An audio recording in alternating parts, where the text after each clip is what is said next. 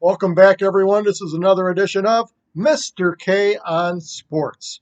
So, finally, the Major League Baseball season is going to happen, and the teams are in spring training, and the collective bargaining agreement is done. And when the dust settled, there have been some changes. I'd like to go through those now and give you my opinions. So, the first thing is the National League is finally going to adopt a designated hitter. I do not like the designated hitter. I prefer the former National League brand of baseball. In my opinion, pitchers should be athletes. They should be able to hit.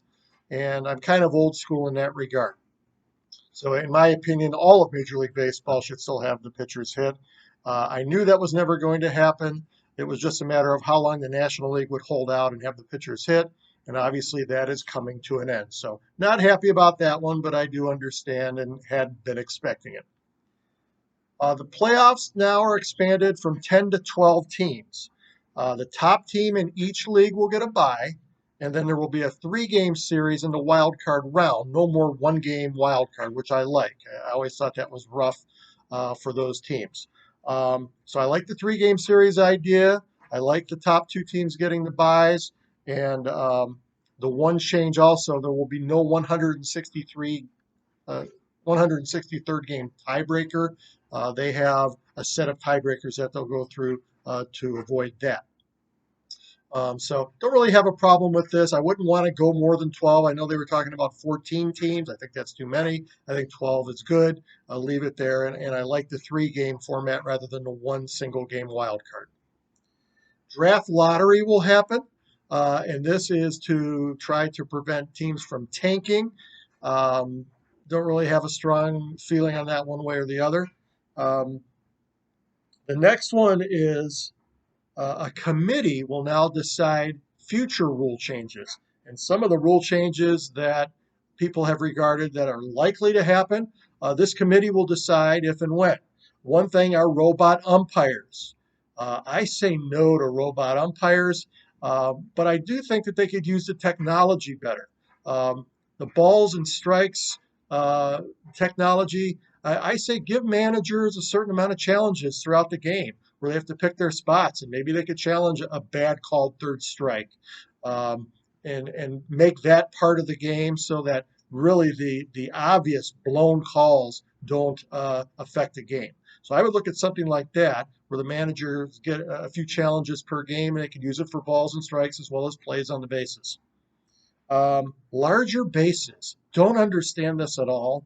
Um, really, you're messing with something that has been a tried and true part of the game. I'm not sure what the idea is there. I don't think that's needed. Banning the shift. This is another head scratcher for me. I know now that the shift has become such an integral part of defense in the major leagues. It has frustrated many hitters, but the shift goes back a long ways. It's just used a lot more now. Um, the hitters need to adjust. Pull hitters need to start going the other way or laying down a bunt. I don't think anything's wrong with the shifts. I think the hitters need to catch up to the defenses in that regard, and I wouldn't ban it. I mean, I don't know how you'd even enforce that. Would you have an X where everyone needs to play their position? I mean, I don't get it. Shading here and there and knowing the hitters and playing their tendencies has been a part of the game forever, and I don't want to change that. The other thing's a pitch clock. Um, I think there are ways to enforce increasing the pace of the game without an actual pitch clock. And I think that falls on the umpire. The umpire needs to make sure the pitcher is moving and the batter is staying in the box. And I think the umpires could have better control of that without a pitch clock. There's also going to be added advertising pads on uniforms. Don't like it, but understand it's a money thing. Don't really care much about that.